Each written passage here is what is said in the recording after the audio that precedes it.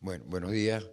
Bueno, en primer lugar, me uno a la felicitación que hace el doctor Acosta de la tenacidad con que el doctor Roberto López ha venido siguiendo estas sesiones que ya van 11 con esta de discusión al principio de año de todo lo que ocurrió o de lo más importante que ocurrió en el año anterior. De manera que ya este, verdaderamente que es una cosa digna de elogio esto que el doctor Roberto López ha venido dirigiendo y haciendo.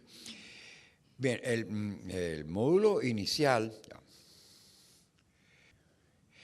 la primera parte se refiere a la hipertensión arterial y el doctor Acosta y yo conversamos, obviamente, previamente a estas presentaciones y estuvimos de acuerdo que dentro del campo de la hipertensión arterial lo más impactante que ocurrió fue la aparición de las nuevas guías de la Sociedad Americana del Corazón, porque han dado lugar a múltiples discusiones, controversias, etcétera, y es un punto obligado a la cual le debemos entrar.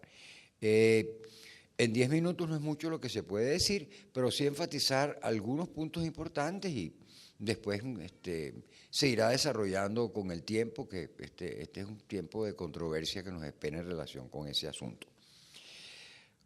Cuando se mencionan las guías americanas, uno no puede dejar de insistir en algunos puntos, en algunos aspectos que son los más polémicos.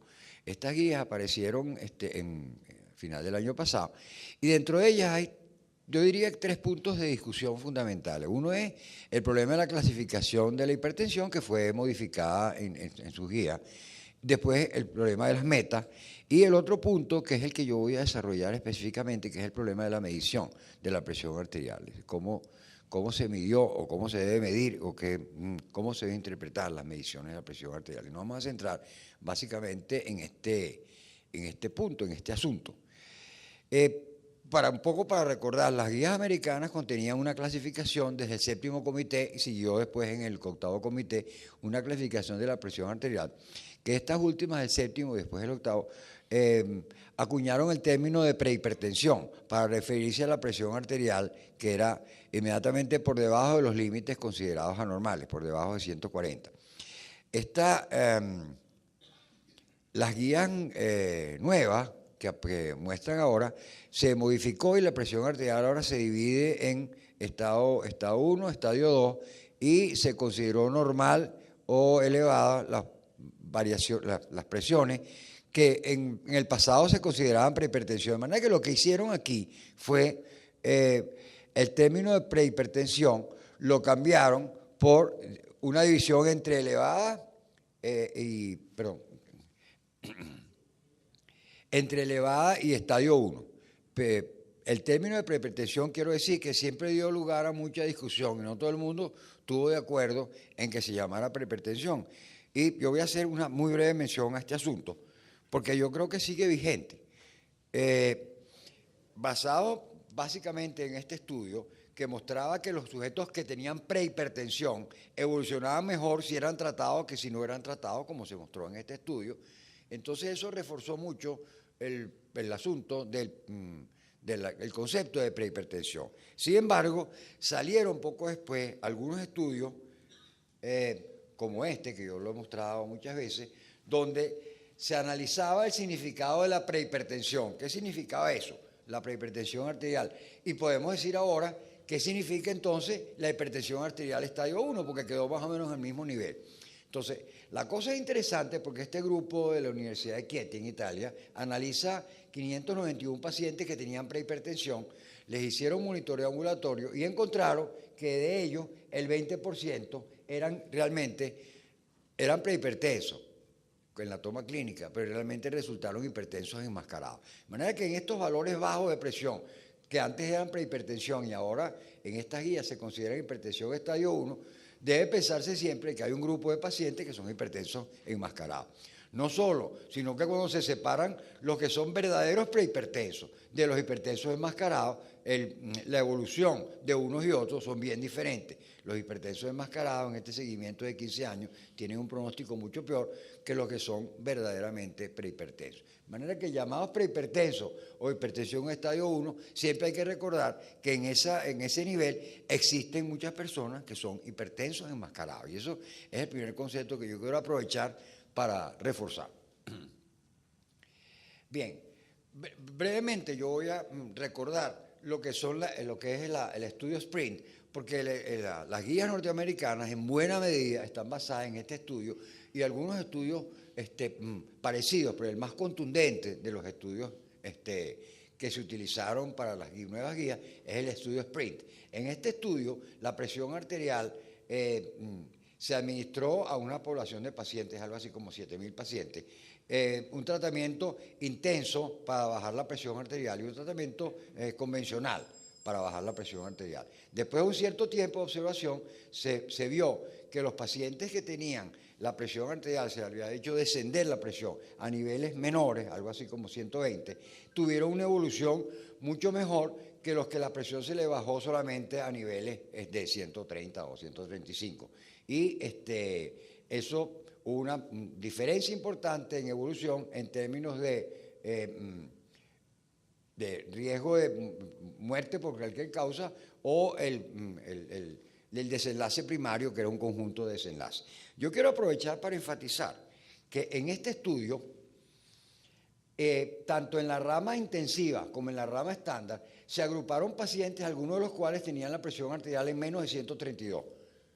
Después los otros estaban entre 132 y 145, que es la parte intermedia, y esto es la hipertensión más importante. Entonces, claro, a los pacientes con estas presiones, con estos niveles de presión tan bajos, se les administró el tratamiento intensivo estándar, igual que a los otros aquí. Pero las metas también fueron, estaban metidos estos pacientes que evolucionaron de la forma como se muestra aquí. Entonces, claro, cuando uno ve esto, uno dice, bueno, no solo es que debo bajar la presión a estas metas mucho mayores para obtener este resultado, sino que yo debo tratar a los que tienen 132, porque los que tienen 132 también entraron en esta división de mejor pronóstico al bajar la presión. Entonces son dos aspectos que toca esto. Uno, que las metas deben ser mayores, y lo otro es que se deben tratar los que tienen 132, por ejemplo, 133. De ahí salió entonces esta clasificación nueva de la hipertensión arterial, que muestra que la presión la presión anormal es de 130-80 milímetros de mercurio en adelante, que es diferente de lo de las guías anteriores, y que las metas deben ser estas. Con lo de las metas no me voy a meter mucho más. Bien, el punto que yo quiero enfatizar es que habitualmente la manera como se mide la presión arterial es la manera clásica, clínica. Después aparecieron las medidas de mapa como unas medidas muy importantes, y posteriormente se han ido desarrollando cada vez más las automedidas de presión arterial. Ahora, hay una forma particular que se está usando que se usó aquí en este estudio de SPRINT, que es las medidas, automedidas de la presión arterial, pero sin que haya un observador, ni un médico, ni una enfermera junto con el paciente, sino que el paciente está solo allí, se le toman unas 5 medidas aproximadamente, se promedia, se quita, en fin, toda una metodología de presión arterial medida con el paciente solo, no acompañado. Y esto es una modalidad un poquito diferente a lo habitual. La han estado usando en varios sitios, en Canadá la han estado usando, y en el estudio SPRINT se usó también. Entonces, fíjense que en este grupo de estudios, la mayoría es muy conocido, el estudio ACCORD, HOT, TROPI, etcétera, se midió la presión arterial con estos equipos, pero era con la presencia del médico o del personal médico. Pero en este estudio SPRINT, la presión fue medida de una manera diferente.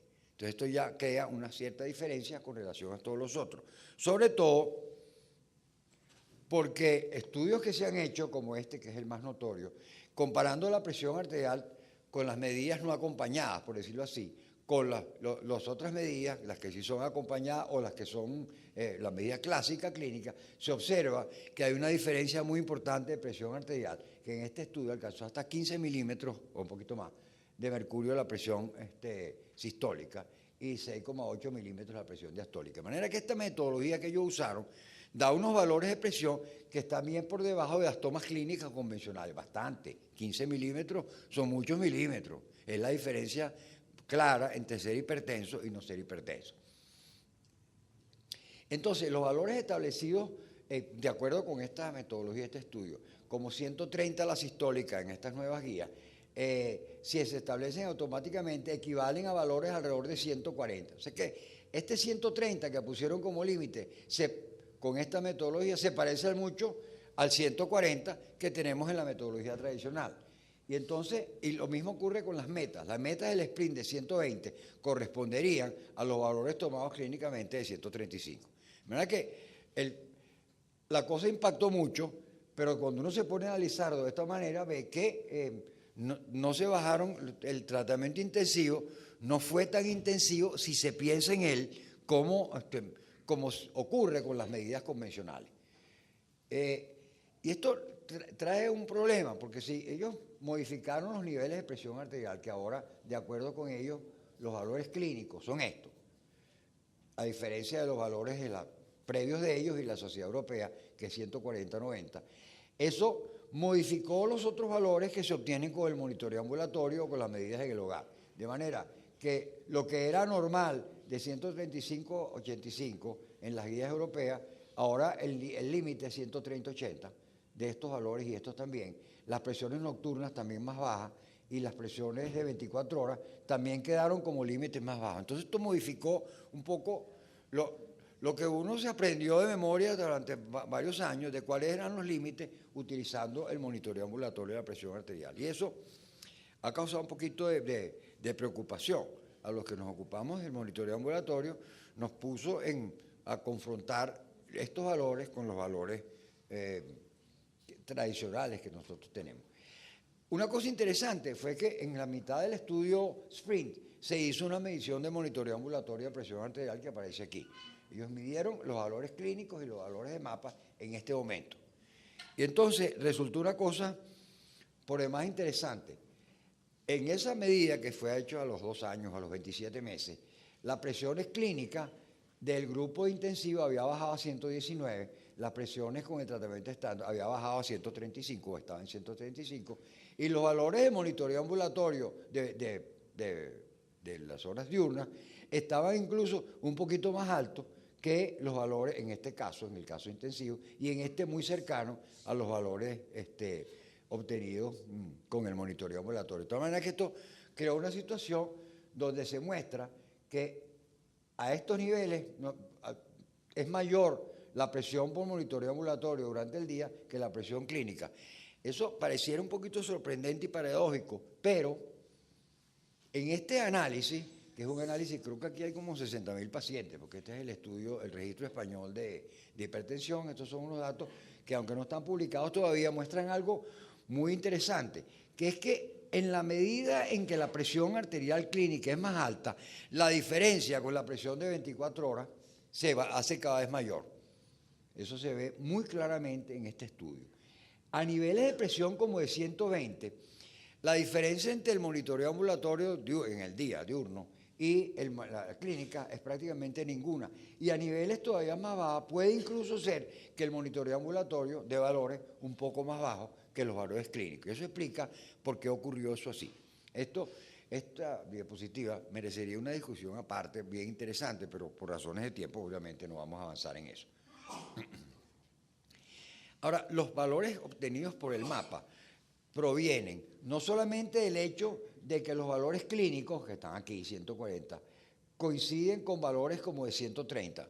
Y entonces por eso, en parte por eso se tomó los valores de mapa, que son los valores que tenemos, sino también porque muchos estudios hechos con mapa ya y con seguimiento y análisis de riesgo han mostrado que este nivel es el nivel de aproximadamente de corte entre un riesgo más alto y un riesgo más bajo. De manera que no se tomaron así arbitrariamente porque coincidiera este punto con este punto, sino que también es producto de una revisión de una serie de estudios. Entonces, fíjense, una cosa bien interesante, los valores obtenidos en el sprint, que son 134 para el valor, para los tratados menos intensamente, y 123.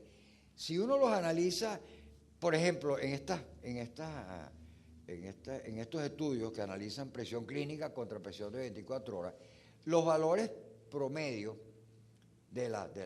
obtenidos en el sprint por el monitoreo ambulatorio corresponderían a valores mucho más altos, de 152. Entonces, fíjense cómo la cosa, esto enreda un poquito la situación, porque uno podría decir, bueno, pero es que los pacientes que fueron menos intensos, realmente la presión no les bajó lo que ellos dicen que le bajó tanto, sino que ahí está esta no coincidencia aquí, de manera que es un punto un poquito de discusión. Otra vez, entonces yo vuelvo a mostrar esta lámina, porque por lo menos a mí es la que más me impacta, que es este cambio que hubo en los valores de monitoreo ambulatorio, que nos deja un poquito, bueno, pendientes de que tenemos que entrar y estudiar un poquito más todo este asunto. Entonces, estos valores señalados como límites normales en monitoreo ambulatorio no corresponden a la relación establecida previamente, que como lo mencioné. Habría que ver si estos valores corresponden a niveles establecidos de riesgo, como se hizo ya previamente. Eso habría que analizarlo. Yo saco este ejemplo porque ha habido mucha controversia y discusión, no solamente por parte de los europeos, que ya han sacado un poco de cosas en relación con este asunto, sino también en Estados Unidos. Y cito este ejemplo porque esto salió en el New England reciente, de enero, y donde se menciona que si bien un objetivo del tratamiento de la presión menos de 130/80 tiene sentido en los pacientes de alto riesgo, para todo lo demás pareciera más razonable continuar definiendo la hipertensión como una presión arterial de 140/90. Esta es gente muy autorizada de la Universidad de Chicago. De manera que todavía queda mucho por discutir antes de hacer recomendaciones a nuestros médicos.